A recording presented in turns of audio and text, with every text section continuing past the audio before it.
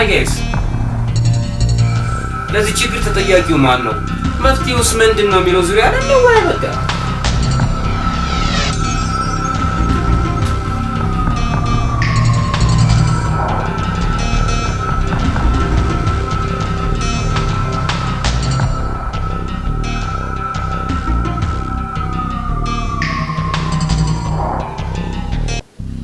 ፍሬስ ተማሪዎቹን በይሻ ቤቱ አክፈስ ታላምድ ለተጫርከው ማን ተጠያቂ ነው ማለት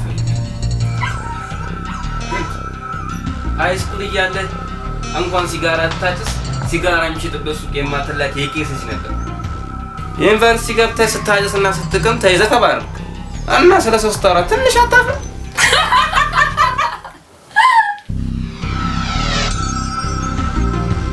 እኔስ ብቻረን ብመረቅም ብዕርና ወረቀቴን የሚከለክለኝ የለም። የራሱ ጉዳይ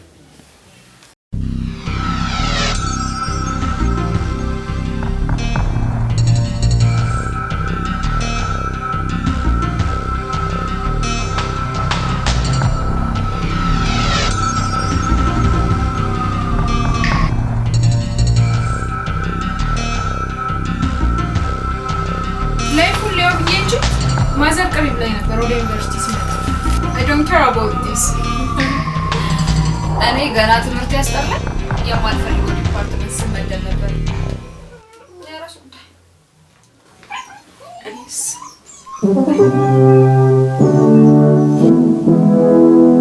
ሰው ሆኜ ሰው የማደርጋቸውን የቤተሰቦቼን አደራ ይዤ ነበር ባላም የገባሁት።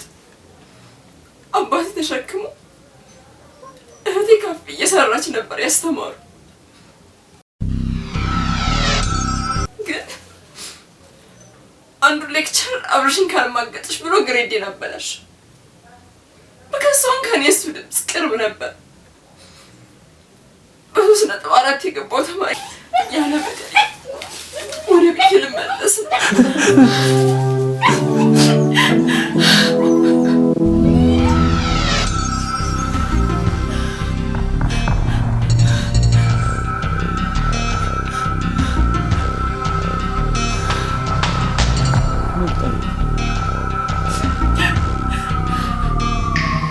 በቃ ለገቅ አድርገሽ አትክዝ ነገር ናይስ።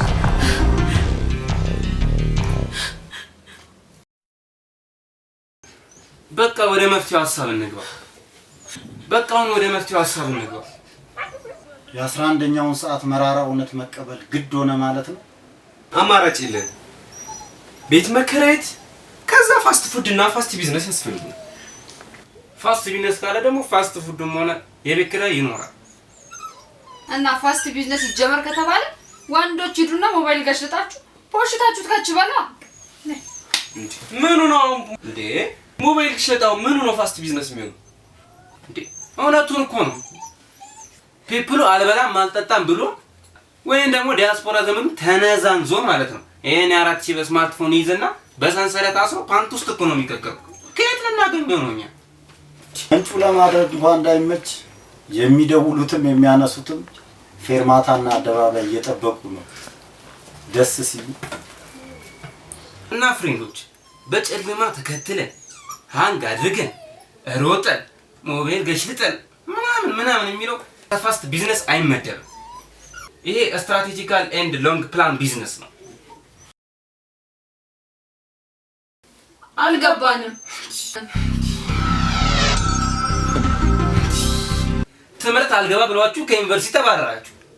እዚህ ደግሞ ኑሮ አልገባ ካላችሁ ወደ ጎዳና ትጫራላችሁ።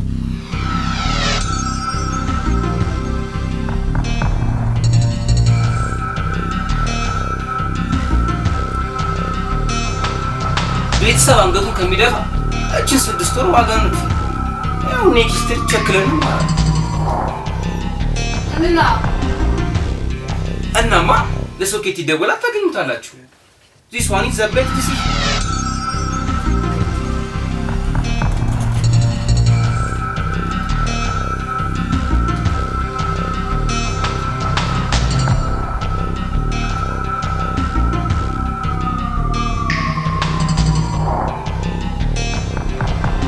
ሄሎ ሶኬት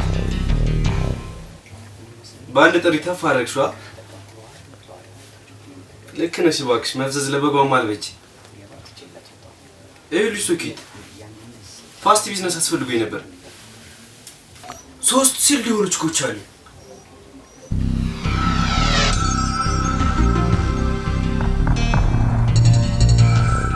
እንደተለመደው ከነፋቱ ሰርተሽ ላኪ። ታንክስ አውቃለሁ። ባይ